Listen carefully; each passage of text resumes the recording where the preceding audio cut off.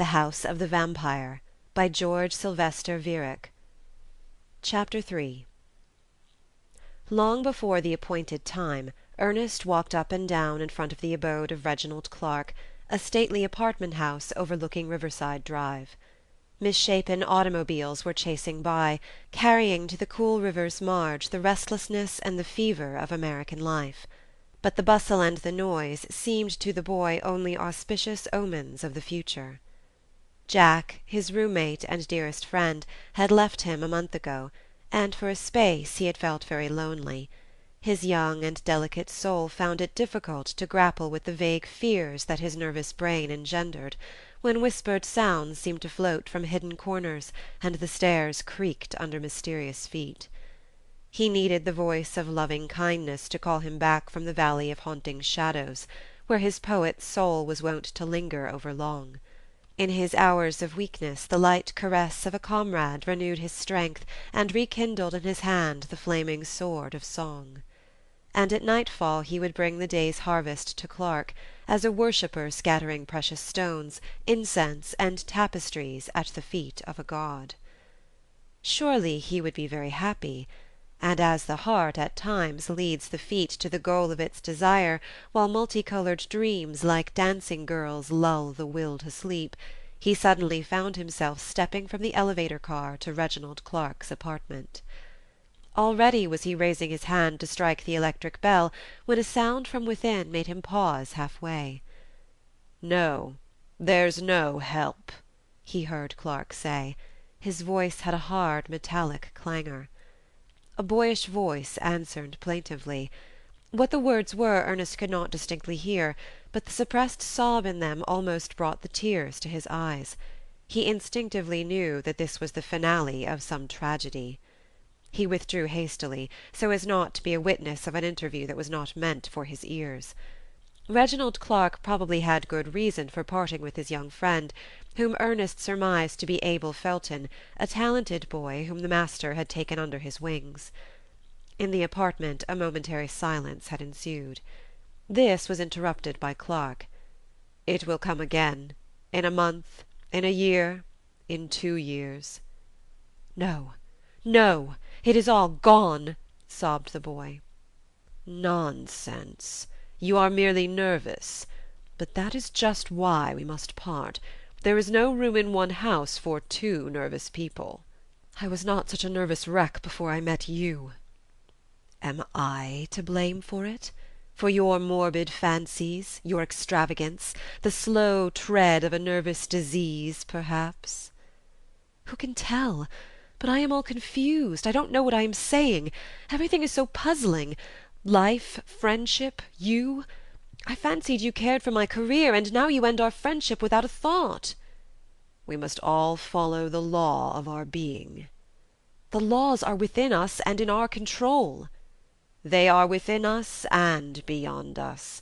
It is the physiological structure of our brains, our nerve cells, that makes and mars our lives." "Our mental companionship was so beautiful. It was meant to last." "That is the dream of youth. Nothing lasts. Everything flows. Pantare. We are all but sojourners in an inn. Friendship, as love, is an illusion. Life has nothing to take from a man who has no illusions." "It has nothing to give him." They said good-bye. At the door Ernest met Abel. "Where are you going?" he asked. "For a little pleasure trip." Ernest knew that the boy lied. He remembered that Abel Felton was at work upon some book, a play or a novel. It occurred to him to inquire how far he had progressed with it. Abel smiled sadly. "I am not writing it." "Not writing it?" "Reginald is." "I'm afraid I don't understand." "Never mind. Some day you will." Chapter 4. "I am so happy you came," Reginald Clarke said, as he conducted Ernest into his studio. It was a large, luxuriously furnished room overlooking the Hudson and Riverside Drive. Dazzled and bewildered, the boy's eyes wandered from object to object, from picture to statue. Despite seemingly incongruous details, the whole arrangement possessed style and distinction. A satyr on the mantelpiece whispered obscene secrets into the ears of Saint Cecilia. The argent limbs of Antinous brushed against the garments of Mona Lisa, and from a corner a little rococo lady peered coquettishly at the grey image of an Egyptian sphinx. There was a picture of Napoleon facing the image of the Crucified. Above all, in the semi-darkness, artificially produced by heavy draperies, towered two busts. "Shakespeare and Balzac!" Ernest exclaimed with some surprise. "Yes," explained Reginald. "They are my gods." His gods? Surely there was a key to Clarke's character. Our gods are ourselves raised to the highest power. Clarke and Shakespeare! Even to Ernest's admiring mind it seemed almost blasphemous to name a contemporary, however esteemed, in one breath with the mighty master of song, whose great gaunt shadow, thrown against the background of the years, has assumed immense, unproportionate, monstrous dimensions. Yet something might be said for the comparison. Clarke undoubtedly was universally broad, and undoubtedly concealed, with no less exquisite taste than the Elizabethan, his own personality under the splendid raiment of his art. They certainly were affinities. It would not have been surprising to him to see the clear, calm head of Shakespeare rise from behind his host.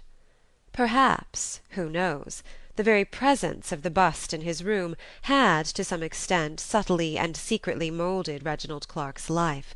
A man's soul, like the chameleon, takes colour from its environment. Even comparative trifles, the number of the house in which we live, or the colour of the wall-paper of a room, may determine a destiny. The boy's eyes were again surveying the fantastic surroundings in which he found himself, while from a corner Clarke's eyes were watching his every movement, as if to follow his thoughts into the innermost labyrinth of the mind.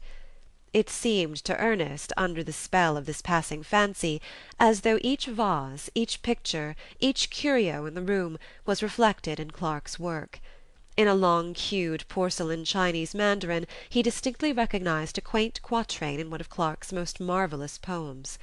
And he could have sworn that the grin of the Hindu monkey god on the writing-table reappeared in the weird rhythm of the two stanzas whose grotesque cadence had haunted him for years. At last Clarke broke the silence. "You like my studio?" he asked. The simple question brought Ernest back to reality. "Like it? Why, it's stunning! It set up in me the queerest train of thought." "I, too, have been in a whimsical mood tonight. Fancy, unlike genius, is an infectious disease." "What is the peculiar form it assumed in your case?" "I have been wondering whether all the things that environ us day by day are, in a measure, fashioning our thought-life. I sometimes think that even my little mandarin and this monkey idol, which, by the way, I brought from India, are exerting a mysterious but none the less real influence upon my work." "Great God!" Ernest replied. "I have had the identical thought." "How very strange!" Clarke exclaimed, with seeming surprise. "It is said tritely but truly that great minds travel the same roads," Ernest observed, inwardly pleased.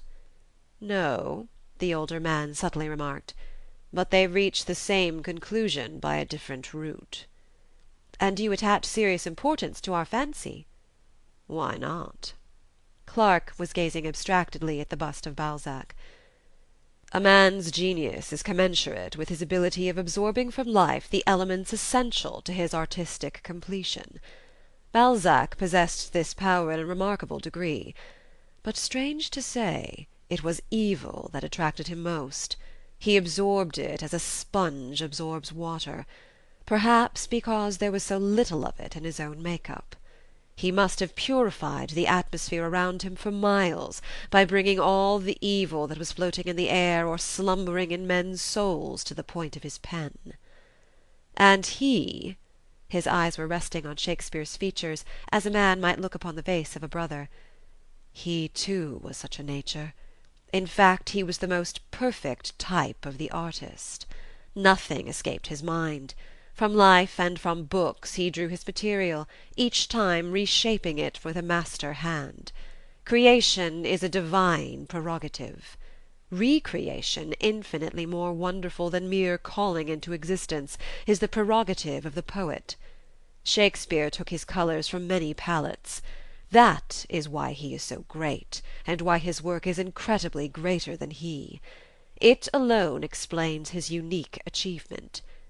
Who was he? What education did he have? What opportunities? None.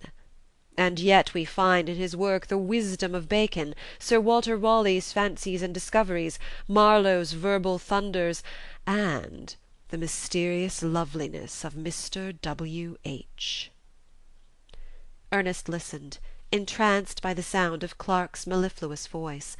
He was indeed a master of the spoken word, and possessed a miraculous power of giving to the wildest fancies an air of vraisemblance. End of Section 2.